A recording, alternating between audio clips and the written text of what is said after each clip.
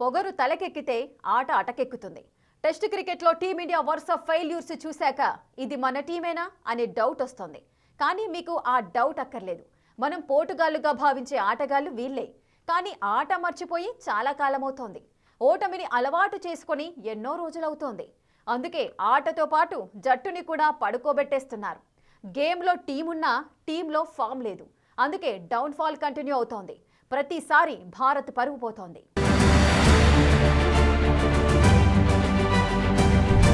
ఆడి ఆడి అలుపొస్తోంది కానీ గెలుపొస్తలేదు.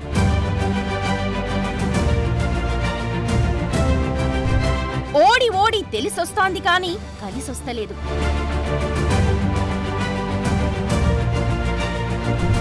టెస్టుల్లో best team వేస్ట్గా మారుతోందా?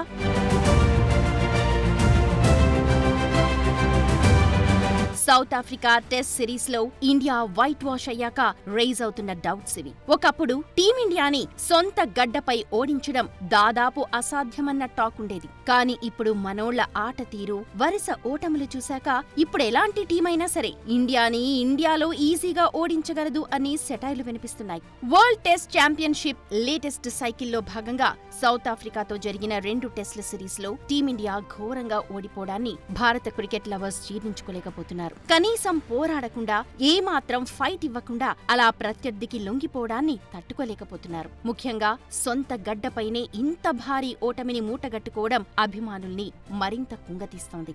25 ఏళ్ల తర్వాత భారత గడ్డపై South Africa team test series గెలవడమే కాదు, వైట్ వాష్ చేసేసింది. అంటే ఇన్నేళ్ల పాటు సొంత గడ్డపై ఇండియా ఆట ఎలా ఉండేది, ఇప్పుడెలా మారిపోయింది అని చెప్పడానికి ఈ 2 టెస్ట్ల సిరీస్ ఓ సింపుల్ ఎగ్జాంపుల్.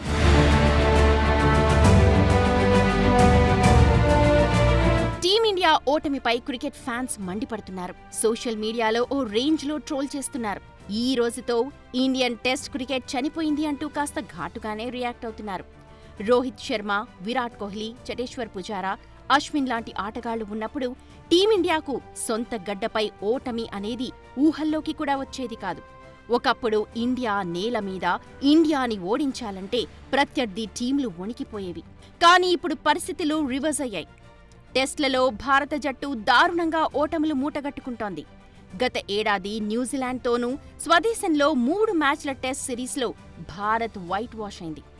ఇప్పుడు సౌత్ ఆఫ్రికాతో జరిగిన తొలి టెస్ట్లో 30 పరుగుల తేడాతో ఓడిన టీమిండియా రెండో టెస్ట్లో మరీ దారుణంగా 408 పరుగుల తేడాతో చిత్తుగా ఓడింది. అంతకుముందు ఇండియాలో జరిగిన టెస్ట్ సిరీస్లో బంగ్లాదేశ్, వెస్టిండీస్లను క్లీన్ స్వీప్ చేసిన టీమిండియా ఇంగ్లాండ్లో 5 టెస్టుల సిరీస్ను 2-2తో డ్రా చేసింది. అంతకంటే ముందు ఆస్ట్రేలియా టూర్లో 3-1 తేడాతో బార్డర్ గవాస్కర్ ట్రోఫీని కోల్పోయింది. 10 ఏళ్ల తర్వాత తొలిసారి ఈ ట్రోఫీని చేజార్చుకుంది.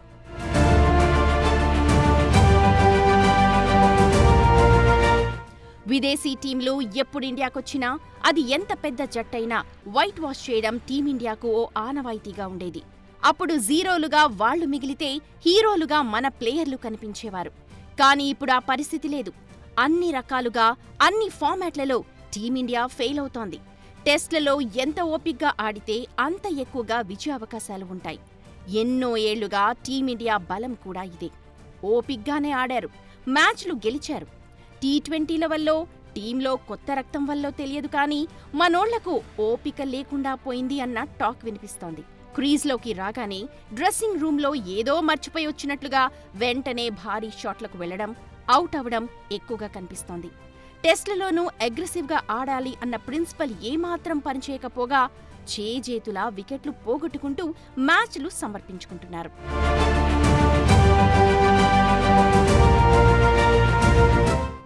క్రికెట్లో మిగతా ఫార్మాట్లతో పోలిస్తే టెస్ట్లలో ఉన్న ఫ్లెక్సిబిలిటీ మరే దాంట్లోనూ ఉండదు.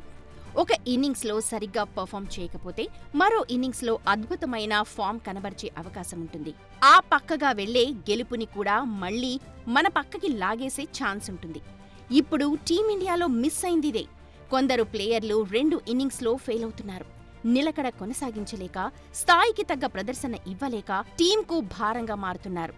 పిచ్ కండిషన్ ఏంటి, దానికి తగ్గట్లుగా టీంలోకి ఎవరిని తీసుకోవాలి, ప్రత్యర్థి టీంలో బాగా ఆడేవాళ్లు ఎవరు, వాళ్ళని కట్టడి చేసేందుకు ఏం చేయాలి లాంటి ప్లానింగ్ ఇండియాలో జరుగుతున్న దాఖలాలే కనిపించటం లేదు. వరుస ఓటములే టీంలో ఎలాంటి గేమ్ ప్లాన్ లేదు అన్న విషయాన్ని క్లియర్ చేస్తోంది. ఈ బాధ్యత కోచ్, కెప్టెన్దే. ఇద్దరిలో ఎవరు తప్పు చేస్తున్నారో తెలియదు కానీ సరైన అవగాహన లేక, ఆట తీరు మార్చుకోక సొంత గడ్డపైనే సిరీస్లు ఓడిపోయే స్థితికి దిగజారింది టీమిండియా ప్రదర్శన.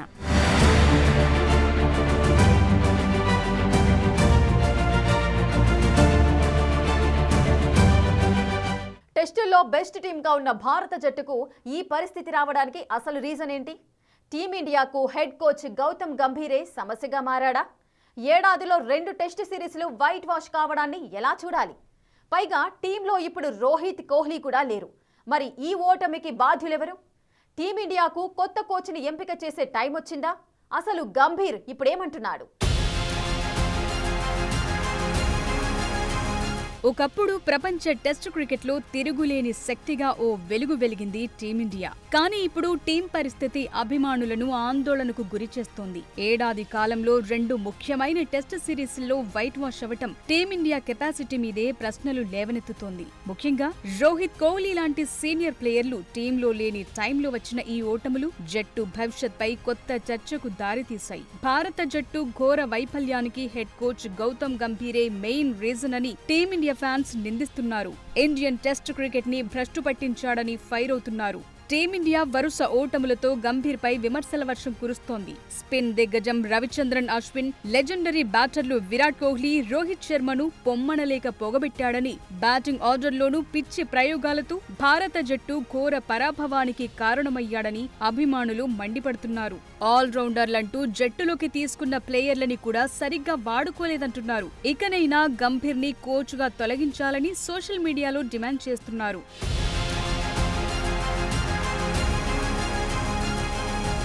తొలి దెబ్బకు మారకపోయినా రెండో దెబ్బకైనా మారాలి. న్యూజిలాండ్తో వైట్ వాష్ అయ్యాక టీంలో, గేమ్లోనూ చేంజ్ కనిపించాలి. కానీ సౌత్ ఆఫ్రికాతో టెస్ట్ సిరీస్ చూశాక హబ్బే అలాంటిదేమీ లేదని తేలిపోయింది. కోచ్గా గంభీర్ టెస్ట్ ట్రాక్ రికార్డ్ పరిశీలిస్తే టీమిండియా ఎక్కడికి పడిపోయిందో అర్థమవుతుంది.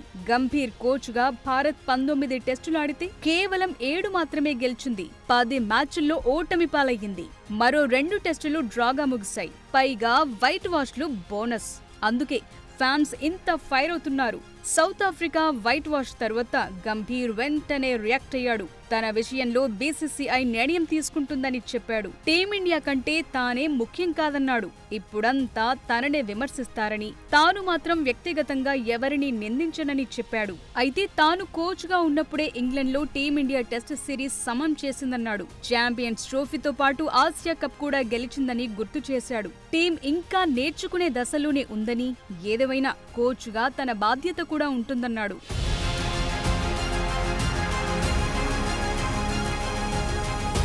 గంభీర్ కోచింగ్ వైట్ బాల్ క్రికెట్లో అద్భుతమైన విజయాలు నమోదు చేసినప్పటికీ టెస్ట్ ఫార్మాట్లో మాత్రం అనేక సవాళ్లు ఎదురవుతున్నాయి. గంభీర్ కోచ్గా ఇప్పటివరకు ఆడిన టెస్ట్ సిరీస్లో కేవలం 33% మాత్రమే గెలుపు అవకాశాలున్నాయి. పైగా గంభీర్ ఫెయిల్యూర్ కు క్లారిటీ లేని సెలక్షన్లు, అవసరానికి మించిన వ్యూహాలు, జట్టు కూర్పు, కీలక ఆటగాళ్ల ఎంపికపై అనేక విమర్శలున్నాయి. కోచ్గా గంభీర్ యువ ఆటగాళ్లకు మద్దతుగా నిలుస్తూ వారికి అనుభవం లేదని, టైం ఇవ్వాలని చెప్తున్నారు. ఇంగ్లాండ్ సిరీస్ ని డ్రాగా ముగించిన స్వదేశంలో వైట్ వాష్ కి గురవటం గంభీర్ కోచింగ్ పై అనేక అనుమానాలను పెంచింది.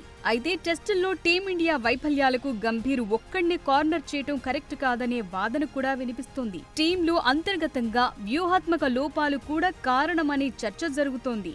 బ్యాటర్లు క్రీజ్లో నిలకడగా ఉండలేకపోతున్నారు. లోయర్ ఆర్డర్ కూడా తరచుగా ఫెయిల్ అవుతోంది. ఈ మధ్య కాలంలో జరిగిన ఏ సిరీస్ చూసుకున్నా సరైన ఓపెనింగ్ లభించటం లేదు. కెప్టెన్ గిల్ గాయం కారణంగా అందుబాటులో లేకపోవటం, ఓపెనర్లు నిలకడగా రాణించకపోవటం టీంపై ప్రెషర్ పెంచుతోంది. ఇక స్వదేశంలో మంచి స్పిన్ పిచ్లను తయారు చేయించుకుని అదే స్పిన్ ని ఆడటంలో భారత బ్యాటర్లు తడబడుతున్నారు. సొంత గడ్డపై మ్యాచ్లు గెలిచేందుకు స్పిన్నర్లతో బరిలోకి దిగుతున్నా బ్యాటింగ్ లో దెబ్బతినటం వ్యూహాత్మక వైఫల్యంగా కనిపిస్తోంది. పేలవమైన ఫీల్డింగ్ కూడా మ్యాచ్లు జారిపోయేలా చేస్తోంది. ముఖ్యంగా రోహిత్, కోహ్లీ లాంటి సీనియర్లు మ్యాచ్ విన్నర్ల అనుభవం, ప్రెషర్లోనూ క్రీజ్ లో నిలబడగలిగే సామర్థ్యం లేకపోవటం కుర్రాళ్లకు బిగ్ లాస్. మిడిల్ ఆర్డర్ ని సెట్ చేయటంలోనూ ఇబ్బందులున్నాయి.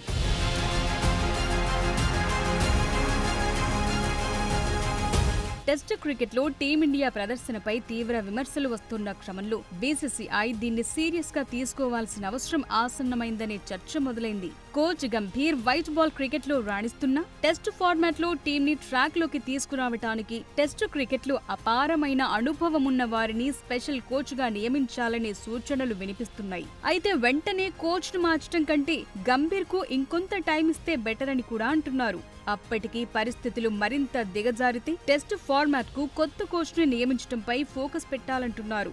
ఏదేమైనా ఈ టెస్ట్ క్రైసిస్ టీమిండియాకు ఓ గుణపాఠం కావాలి. జట్టులో లోపాలను సరిదిద్దుకుని మళ్లీ టెస్టుల్లో నంబర్ 1 గా ఎదిగి ఇప్పుడొస్తున్న అన్ని విమర్శలకు చెక్ పెట్టాల్సిన అవసరం ఉంది.